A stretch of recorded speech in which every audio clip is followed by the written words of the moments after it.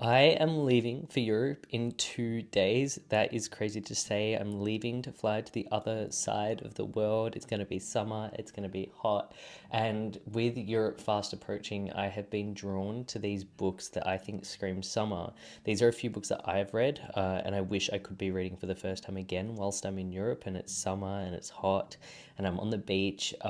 And I think these are books that if you are heading into a summer period or a warmer season, that you should definitely pick up because they are going to fill you with an appreciation for the weather, the climate, the culture of summer. So here are a few books. I've read them all. I wish I could be reading them again. Most of these books are pretty short. You can usually read them in a sitting or over a few days, wherever you are. And I think, yeah, these are definitely books that you should get. The first book, I think we're just going to jump right into it, is Bonjour by Francois Sagan. This book follows a young 17-year-old protagonist who is very, very close with her father. Her father is single and they have this really, really good relationship. They go away to a summer house in the French Riviera, and he ends up getting entangled with two separate women, and young Cecile is not too happy about this, and she makes a plan to sabotage his relationships. It deals a lot with morality and ethical decisions and what is the right thing to do and where is that line drawn. And you can just see this protagonist heading down this path and you want to shake her, but you're also rooting for her at the same time. It's an amazing read, and it's very hot, it's very sexy, it will make you yearn for the French Riviera. And yeah, it's very, very short. Translated from French, there's lots of beautiful, beautiful lines, feast for your eyes in this, and you can really picture it. This is also being created, it's already been turned into a film, but it is again being adapted into a film by another author who has an essay collection, which and director who I really, really want to get onto. I can't remember her name. I might pop it on the screen, might not. Trying to edit less. But yeah, Francois Sagan, Bonjour is a recommendation that you have to read this summer. I'm imploring you. I then read this during our Australian summer, and this is The Days of Abandonment by Elena Ferrante. This book is set in Italy, and it follows a woman who has just been left by her husband for a younger woman, and she's trapped in this apartment in an Italian heatwave with her children and a dog she doesn't want, and I think it captures rage and despair so beautifully. And I sort of think this is sort of like an alternate motherhood book if you're into those sort of things. If you've read my work by Olga Round, I know Sheila Heti fans can really, really love this. And yeah, I really like this. It is one you have to concentrate on a little bit more. Her prose demands your attention, and you do have to focus a little bit more. But this will again transport you to this apartment and this place, and you'll be inside this protagonist's head, and you'll feel what she is feeling. This sense of impending doom. It's riddled with anxiety, and I did really like this. It did take me a little bit longer to get through though. It's around 200 pages, but it packs a punch. So be prepared for that. Then, this book holds a very, very special place in my heart. I've read this while I was in the Barossa Valley, which is like wine country in Australia, in South Australia. It was like 40 degrees Celsius. For those dealing in Fahrenheit, it was 40 degrees Celsius when I read this book. I sat there and I read it all in one sitting. And this is the first book I really talked about on TikTok. And it's the book that I hold responsible for a lot of the people who follow me now. So, Swimming in the Dark is set in 1980s Poland.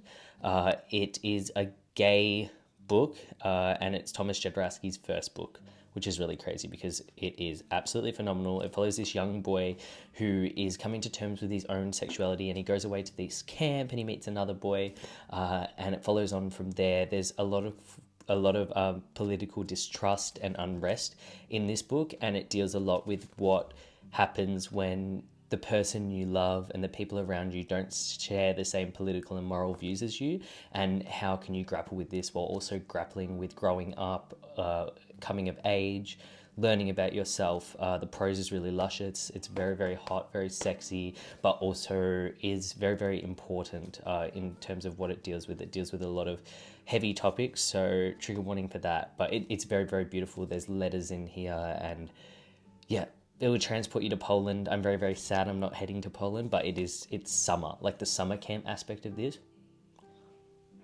beautiful.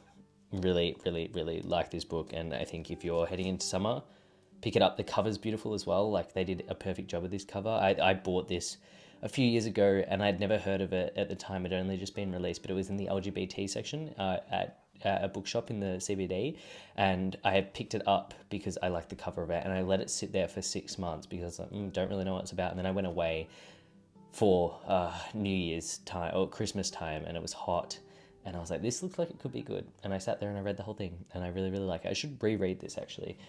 So yeah, Swimming in the Dark by Thomas Jodorowsky. Definitely pick it up if you can. Claire Keegan is the next author, and the particular book I want to recommend is Foster. This is very, very short. It's a 1 to 2 sitting book. I would recommend if you can read it in a sitting. And it's perfectly created. Look at that cover. Look at the margins. Oh, and Claire Keegan is an Irish author, and she's amazing. I'm obsessed with her. I need to read small things like these. I was planning on reading it potentially on the plane. Let me know what you think, because I'm sure it's quite short as well. I have a physical copy. I'm going to download it on my Kindle. Anywho's, Claire Keegan's Foster is around 100 pages long, and it follows this young girl from an impoverished family who's dealing with the birth of a child, another child that they can't afford, and so their solution to this is to send away one of their children, this particular little girl, to live with very, very distant relatives who they don't know well in the Irish countryside. And the book just follows her over the period of this summer. She knows that she's going to be sent back to where she came from, and there's this sense of inevitable impending doom that she has to go back to her family and the life she once knew.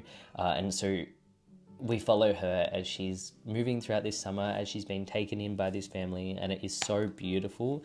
And it's so sad. I sobbed like a little baby. My dad sobbed as well. And he talks about this book all the time. He loves this book. I love this book. And I think it fills you with that hot, like fever dream summer. So if you can read Claire Keegan's Foster, I would definitely recommend it. I think it is a perfect short summer read. So yeah, that's my next recommendation. And then my final recommendation is August Blue by Deborah Levy. I know there's a few controversial opinions. Some people really like this book, some people don't.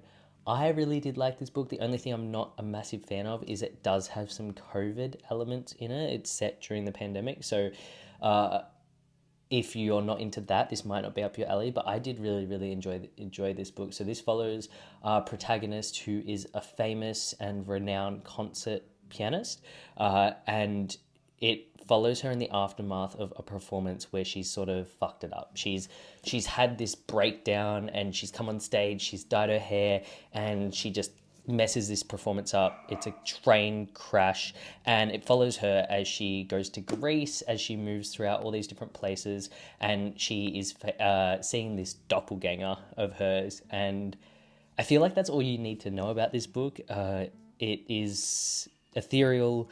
Deborah Levy is a fantastic writer. If you haven't read anything of hers, I implore you to do so. I'm planning on reading Hot Milk and Swimming Home on my European trip because her fiction just screams summer. This is hot, it's sweaty, and I really liked it. I feel like there's always going to be things to underline. I love the cover as well. Look at that. Look at that. She's beautiful. So this would definitely be my last recommendation. I don't want to give you too many. I feel like 5's the perfect amount. I know when I get recommended books and there's like 15, I end up not reading any of them because I'm too overwhelmed. So there's a few that you might like for this summer. If you have any recommendations for me in return as I go to Europe, I would very, very much appreciate that. I'm going to upload a video in the next few days and film it tomorrow before I leave on books I plan on reading, and then you guys can give me a few more recommendations for Europe. But yeah, thank you for listening. I hope you enjoy just a short video to hopefully inspire you to read a little bit more this summer and get in your hot girl reading era. And yeah, I'll talk to you soon. Lots of love. Toodaloo.